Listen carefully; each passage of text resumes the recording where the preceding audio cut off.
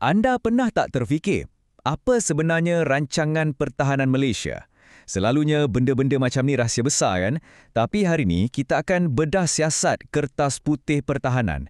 Ini adalah pelantinakan strategik negara untuk 10 tahun akan datang yang buat pertama kalinya dalam sejarah dibuka kepada umum. Jom kita tengok apa isinya. Jadi, kenapa benda ni penting sangat? Cuba bayangkan, buat pertama kalinya, strategi pertahanan negara kita bukan lagi fail sulit yang terperap dalam kabinet. Sekarang, ia terbuka untuk kita semua faham. Ini macam satu era barulah, di mana keselamatan negara bukan lagi urusan segelintir pihak, tapi dah jadi tanggungjawab kita bersama. Tapi persoalannya, kenapa sekarang? Kenapa tiba-tiba pada tahun 2020?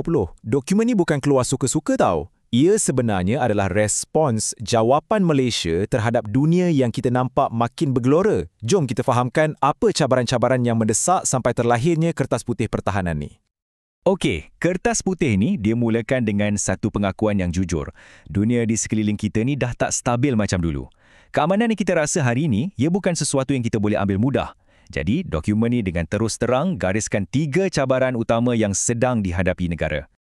Okey, ada 3 cabaran utama yang dikenal pasti. Pertama, pergolakan antara kuasa-kuasa besar dunia yang berlaku betul-betul depan mata kita.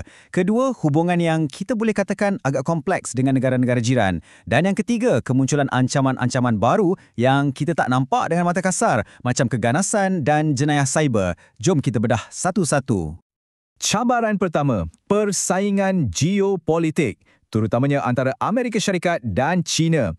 Ketegangan ni bukan berlaku jauh beribu batu, tapi betul-betul kat laman belakang rumah kita. Di satu pihak, AS buat operasi kebebasan pelayaran. Di pihak lain pula, China makin agresif dan kukuhkan kehadiran dia di Laut Cina Selatan. Dan Malaysia, kita tersepit kat tengah-tengah dalam satu keadaan yang sangat-sangat sukar diramal. Seterusnya, ancaman bukan tradisional. Dan ini bukan lagi cerita-cerita, bukan teori. Angka 511 ni adalah realiti yang menakutkan. Itulah jumlah rakyat kita sendiri yang ditahan dari tahun 2013 hingga 2019 sebab disyaki terlibat dengan aktiviti pengganas. Ini bukti jelas yang ancaman ekstremisme ni bukan je nyata, tapi ia ada di kalangan kita.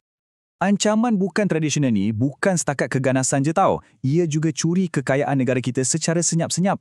Cuba bayangkan, Malaysia rugi sampai 6 bilion ringgit setiap tahun hanya disebabkan oleh nelayan haram. Ini bukan isu duit je, ini isu kedaulatan sumber kita. Jelas kat sini, keselamatan negara dengan kemakmuran ekonomi memang tak boleh dipisahkan. Okey, lepas dah cerita pasal semua cabaran-cabaran ni, Kertas Putih ni tak berhenti kat situ je. Takkan cerita masalah je kan? Ia beralih kepada satu visi yang cukup besar untuk Malaysia. Visi ni bukan sekadar untuk bertahan, tapi untuk jadi pemain yang proaktif di rantau ni.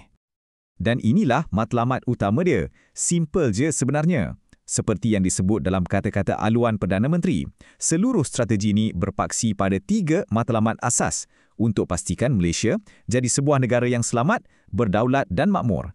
3 benda ni. Jadi, macam mana nak capai matlamat tu? Melalui satu idea utama yang dipanggil gerbang pencalin. Konsep dia macam ni, kita nak ubah kedudukan geografi kita ni daripada satu cabaran jadi satu kelebihan. Malaysia nak posisikan diri sebagai penghubung penting antara 2 kawasan paling dinamik di dunia, Asia Pasifik dan Lautan Hindi. Baiklah, visi dah ada, konsep pun dah ada. Sekarang jom kita tengok pelan induk dia pula. Strategi pertahanan negara kita ni dibina atas 3 tiang utama atau 3 tonggak yang saling menyokong antara satu sama lain. Okey, strategi ni ada 3 lapisan. Senang je nak faham. Lapisan pertama, cegah rintang berpadu. Maksudnya, tentera kita kena cukup power sampai musuh fikir 2, 3, 4 kali sebelum nak kacau. Lapisan kedua, pertahanan komprehensif. Keselamatan ni bukan kerja askar je. Ia kerja kita semua. Setiap agensi kerajaan, setiap rakyat. Dan lapisan ketiga, perkongsian berwibawa. Kita tak boleh buat semua benda sorang-sorang. Kita kena bina kerjasama pertahanan yang kuat dengan kawan-kawan kita di rantau ni dan di peringkat antarabangsa. Jadi, daripada strategi besar-besar atas kertas ni, apa sebenarnya kesan dia pada Angkatan Tentera Malaysia, ATM kita? Kertas Putih ni ada gariskan satu pelan transformasi yang besar untuk jadikan ATM kita ni sebuah angkatan masa hadapan. Angkatan masa hadapan ni ada 5 ciri utama. Ia mestilah bersepadu, Maknanya tentera darat, laut dan udara tak lagi boleh gerak sendiri-sendiri. Ia kena boleh beroperasi bersama dengan agensi lain macam polis dan juga tentera negara lain. Ia juga mesti berasaskan teknologi, kena pandai guna AI, cyber dan drone. Ini sangat kritikal. Ia mesti mampu beroperasi serentak di 2 wilayah, maksudnya di Semenanjung serta di Sabah dan Sarawak. Dan akhir sekali, setiap tindakan mestilah berorientasikan misi supaya setiap sen yang dibelanjakan tu ada hasilnya. Jadi kertas putih pertahanan ni memang satu pelan yang sangat komprehensif, sangat jauh ke depan. Ia tunjukkan yang Malaysia ni matang dalam cara kita melihat keadaan keselamatan dunia. Tapi persoalan yang tinggal untuk kita semua fikirkan ialah strategi yang nampak hebat atas kertas ni, boleh ke ia benar-benar dilaksanakan dalam dunia sebenar yang sentiasa berubah dan penuh dengan kejutan? Itulah soalan yang kita kena fikirkan bersama.